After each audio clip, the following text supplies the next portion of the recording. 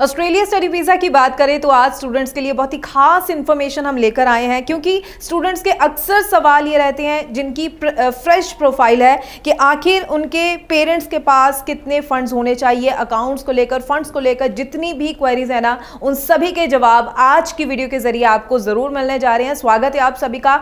मैं हूं हरजोत कौर और ये पूरी इन्फॉर्मेशन आज आपके साथ शेयर करेंगे स्टडीज़ केयर अब्रॉड से चंडीगढ़ ब्रांच हेड अनीता भंडराज जी हमारे साथ है। स्वागत है अनीता जी आपका। Thank you so much ma'am. तो अनीता जी, जो फ्रेश प्रोफाइल वाले केस हैं, इन सभी स्टूडेंट्स के हमारे पास ढेर सारे सवाल हैं, स्पेशली फंड्स को लेकर है, और मैं चाहूंगी कि आप ज़रूर इसकी क्लैरिटी आज की वीडियो के जरिए कीजिए, क्योंकि जुलाई इनटेक की जब बात करते हैं तो समय टाइम बहुत कम रह गया, लेकिन इसके बावजूद जो स्टूडेंट्स अभी भी चाह रहे हैं कि फटाफट से पूरी फॉर्मेलिटीज़ को कंप्लीट करें, तो फिर उनके पेरेंट्स के पास कितने फंड्स होने ज़रूरी हैं अगर जुलाई इनटेक के लिए अप्लाई करना है? जी मैम, ये जो टॉपिक है ये हर एक दूसरे स्टूडेंट का एक क्वेश्चन होता है कि मैम कितने फंड्स की रिक्वायरमेंट है, कितने इनकम की रिक्वायरमेंट है, और कहीं ना कहीं लोगों ने इस चीज़ का एक बहुत बड़ा हुआ बना रखा है। बिकॉज ऑस्ट्रेलियन यूनिवर्सिटी का हर यूनिवर्सिटी का अपना एक पैरामीटर रहता है फंड्स और इनकम को लेके। आपने बहुत जगह पे देखा होगा, और कई बार स्टूडेंट कंफ्यूज भी हो जाते हैं। एक एजेंट कह रहा है कि ये वाले फंड्स एक्सेप्टेबल है, दूसरा एजेंट कह रहा है नहीं ये वाले फंड्स नहीं एक्सेप्टेबल है, ये इनकम एक्सेप्टेबल है लेकिन दूसरी इनकम नहीं एक्सेप्टेबल है। सो इस चीज़ में मैं पूरी क्लैरिटी देना चाहूँगी कि इसको हम कैसे कैलकुलेट करते हैं, हम टेक्निकली हम इस चीज़ को कैसे कैलकुलेट करते हैं।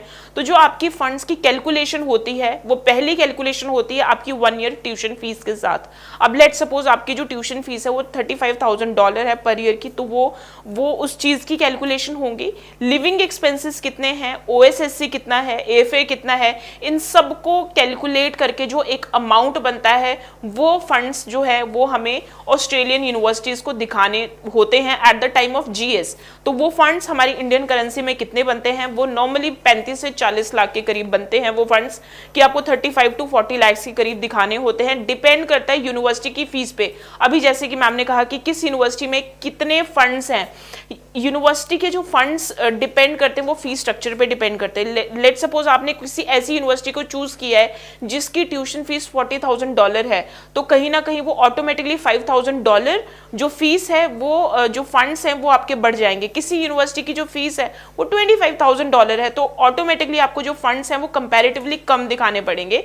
सो कैलकुलेशन हमेशा यही होती है, 1 ईयर की ट्यूशन फीस, 1 ईयर का living expense, airfare and OSSC, ये 4 चीजों की कैलकुलेशन बनती है। और इन 4 चीजों की जो कैलकुलेशन बनती है वो अप्रोक्सीमेटली 35 से 40 लाख के करीब बनती है। लेकिन अगर किसी यूनिवर्सिटी की ट्यूशन फीस कम है तो ये जो फंड्स हैं ये थोड़े से कंपैरेटिवली कम भी हो जाते हैं। अब बात करते हैं कि कौन से फंड्स हैं, कितने पुराने दिखाने चाहिए, जो कि एक हमेशा जो टॉपिक है वो डिस्कशन में रहता है। कौन कितने फंड्स हैं, ये फंड चल जाएंगे, कौन से फंड्स नहीं चलेंगे, इस चीज़ पे भी मैं बिल्कुल क्लैरिटी देना चाहूँगी। तो अगर मैं फंड्स की बात करूँ, सो आपके पास जो फंड्स एक्सेप्टेबल हैं, सो उसमें क्या होता है कि आपकी मोस्ट ऑफ द यूनिवर्सिटीज़ की रिक्वायरमेंट है, वो बोलती हैं हमें जो फंड्स हैं वो 6 मंथ्स ओल्ड फंड चाहिए, कि आपके अकाउंट में 6 महीने पुराना पैसा जो है वो हम देखना चाहते हैं। अब इस चीज़ में स्टूडेंट्स अपना 6 मंथ्स का ओल्ड फंड दिखाते हैं, लेकिन उनको ये लगता है कि यूनिवर्सिटी ये नहीं पूछेगी कि ये पैसा कहाँ से आया। मोस्ट ऑफ द यूनिवर्सिटीज़ जो आपसे 6 मंथ ओल्ड फंडिंग मांग रही है वो सोर्स ऑफ फंडिंग भी पूछेंगे कि ये पैसा कहाँ से आया। अब एक चीज़ को क्लियरली बहुत समझने की ज़रूरत है। लेट सपोज आपने दिखा दिए हैं 40 लाख अपने अकाउंट में, और आप दिखा रहे हो कि हमारी जो पेरेंट्स की इनकम है वो है 7 से 8 लाख, और हम दिखा रहे फंड्स हैं 40 लाख, और साल की इनकम है हमारी 7 से 8 लाख, और 6 महीने पुराना पैसा दिखा रहे हम 40 लाख। सो कहीं ना कहीं यूनिवर्सिटी को इस चीज़ में एक ट्रिगर होगा कि 7 से 8 लाख आपकी सालाना इनकम है, लेकिन 40 लाख आपके पास अकाउंट में पड़ा हुआ। तो again this is the red flag for the universities. वो देखती हैं कि इनकम कम है, फंड ज़्यादा है, कहाँ से दिखा रहे हैं। उस केस में they will ask about the source of funding, कि आपके पास ये पैसा कहाँ से आया। अब बात करते हैं कि बहुत सारे लोग ये भी सोचते हैं कि हमारे पास तो पुराना पैसा नहीं है लेकिन हमारे पास फ्रेश फंडिंग है, तो क्या एज इन मेरे पास फ्रेश फंडिंग है, क्योंकि अगर मैं ऑस्ट्रेलिया की बात करूँ, ऑस्ट्रेलिया गैप लेता नहीं है, फंड्स पुराना चाहिए, इनकम ITR 2 साल की भरी होनी चाहिए, तो ये कैसे मैनेज करें इन सारी चीज़ों को। तो इस चीज़ के लिए आप बिल्कुल कर सकते हैं। अगर आपके पास फ्रेश फंडिंग है, लेट सपोज आपके पास पैसा है, अभी 1-2 महीने पहले ही पैसा है, तो ऐसा नहीं है कि आप वो 1-2 महीने वाला जो पैसा है वो 6 महीने तक वेट करोगे उसका पुराने होने का, फिर आप अप्लाई करोगे, बिल्कुल भी नहीं। अगर आपके पास ये 1-2 महीने पहले पैसा आया है और आपने लेट सपोज ये पैसा कहाँ से आया है, you need to show the document. For example, एकदम से इतना सारा पैसा उन सिनेरियो में आता है, लेट सपोज आपके पास एक ज़मीन थी, आपने वो ज़मीन सेल आउट कर ली है। अब वो जो ज़मीन सेल आउट करी है उसका पैसा प्लस वो जो रजिस्ट्री की कॉपी, जो आपकी प्रॉपर कौन से प्रॉपर्टी के डॉक्यूमेंट थे, रजिस्ट्री की कॉपी, वो यूनिवर्सिटी आपसे पूछेगी, वो आपको दिखाना होगा, and then your GS can be approved. As such there is no problem at all. अब अगर हम बात करें फंड्स कौन कौन से लग जाते हैं, जैसे आपके पास FDR है, यानी कि फिक्स डिपॉजिट है आपके पेरेंट्स के पास, सो बिल्कुल FD is acceptable, there is no problem at all. अगर आपके पास 6 महीने पुरानी FD है तो वो सोर्स ऑफ फंडिंग पूछी जाती है, बट कई लोगों के पास बहुत पुरानी FD भी होती है, तो वो वाले फंडिंग चल जाते हैं।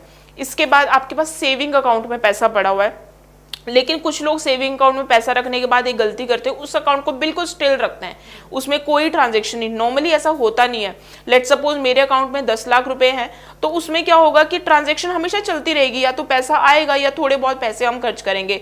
मतलब ऐसी चीज हम दिखाएं उनको जो कि रियल हो, जो कि उनको लगे कि नहीं ये रियलिटी है, ये सच है, इसमें कुछ क्रिएट किया हुआ नहीं हो। स्टिल तब होता है कि अगर उसमें से पैसे में से कुछ भी नहीं लिया आपने, तब वो चीज़ है।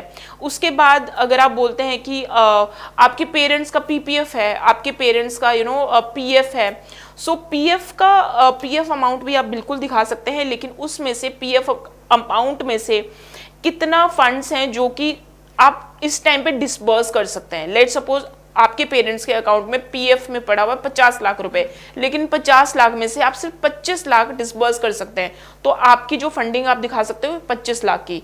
इसके बाद इसके अलावा और भी बहुत सारे फंड्स आते हैं जो कि वेरी करते हैं यूनिवर्सिटी टू यूनिवर्सिटी, मैंने मोटा मोटा बता दिया है, जो कि मेनली ये सारी यूनिवर्सिटी में एक्सेप्टेबल होते हैं। लेकिन उन स्टूडेंट्स के लिए क्या, जिनके पास फंड्स ही नहीं है, वो क्या करें, तो उनके लिए भी ऑप्शन होती है, you can apply for the education loan. HDFC क्रेडेला है, आपका ICICI बैंक है, आपका SBI है, आपका एक्सिस बैंक है, बहुत सारे लोन है, बहुत सारे बैंक है जो कि एजुकेशन लोन प्रोवाइड करते हैं। आप बिल्कुल एजुकेशन लोन अप्लाई कर सकते हैं, और आपको एजुकेशन लोन का सैंक्शन लेटर आपको अपनी एप्लीकेशन में लगाना है, then you can easily show your funding. फिर आपको एक्स्ट्रा से जो ट्यूशन फीस आप दिखा रहे थे, उन फंड्स को दिखाने की जरूरत नहीं है। उस केस में सिर्फ आपको अपना लिविंग एक्सपेंस ही दिखाना है, एंड OSSC जो कि आपका 13 से 14 लाख के करीब आएगा, तो सिर्फ वो दिखाना है, इसके अलावा आपको नहीं दिखाना है। अब यहाँ पे क्वेश्चन ये आता है कि मैम क्या कोलैटरल और नॉन कोलैटरल लोन भी एक्सेप्टेबल है या नहीं है, ये बहुत हर दूसरे स्टूडेंट का एक कॉमन क्वेश्चन होता है। So yes, that again very on the university to university. Yes, there are 2 to 3 university who are accepting the non collateral loan, भी एक्सेप्ट कर रहे हैं वो, there is no problem at all. तो अगर आपके पास है, अब स्टूडेंट्स का एक और क्वेश्चन आता है, मैम क्या प्राइवेट बैंक्स इंक्लूडेड है? Yes, there are few universities who are accepting the private banks as well. So इस तरह की बहुत सारी चीज़ें हैं, हर चीज़ जो ऑस्ट्रेलिया में होती है वो केस ऑन केस होती है। केस को देखने के बाद चीज़ें पता चलती है कि आपकी फंडिंग में एक्चुअली क्या है। बोलने के लिए बहुत ज़्यादा इजी है, बट एक्चुअल में जब हम आपकी प्रोफाइल को देखते हैं तब वहाँ से क्वेश्चन निकल के आते हैं। इसी के रिलेटेड अगर आपकी कोई भी क्वेरी हो, आपको कुछ भी पूछना हो, you can call us on above given number, and बिल्कुल साइड में ही मेरा व्हाट्सएप नंबर है। You can send your question and you can send your profile so that I can revert on your queries. जी, तो अनीता जी ने बहुत ही बढ़िया ढंग से इवन एग्जाम्पल्स के साथ आपको क्लियर किया है कि किस तरह से फंड्स की क्लैरिटी आपको होनी चाहिए, और FD को लेकर सेविंग अकाउंट, या फिर हम PF अकाउंट की बात करें, या एजुकेशन लोन की बात करें, प्राइवेट बैंक्स की बात की, तो डिटेल में हर एक पॉइंट को क्लियर करने की कोशिश की गई है। लेकिन फिर भी सवाल है मन में, तो नंबर दिया है, डिस्प्ले है, इस पर आप कॉल कीजिए, पूरी जानकारी लीजिए। बहुत बहुत थैंक्स अनीता जी, बहुत ही आपने क्लैरिटी के साथ स्टूडेंट्स का ये पॉइंट फंड्स को लेकर आपने बहुत अच्छी क्लैरिटी दी है। तो आगे भी हम स्टूडेंट्स के लिए इसी तरह से और इन्फॉर्मेटिव वीडियोस लेकर आते रहेंगे। फिलहाल के लिए हमें दीजिए इजाजत। Thank you so much. Thank you so much.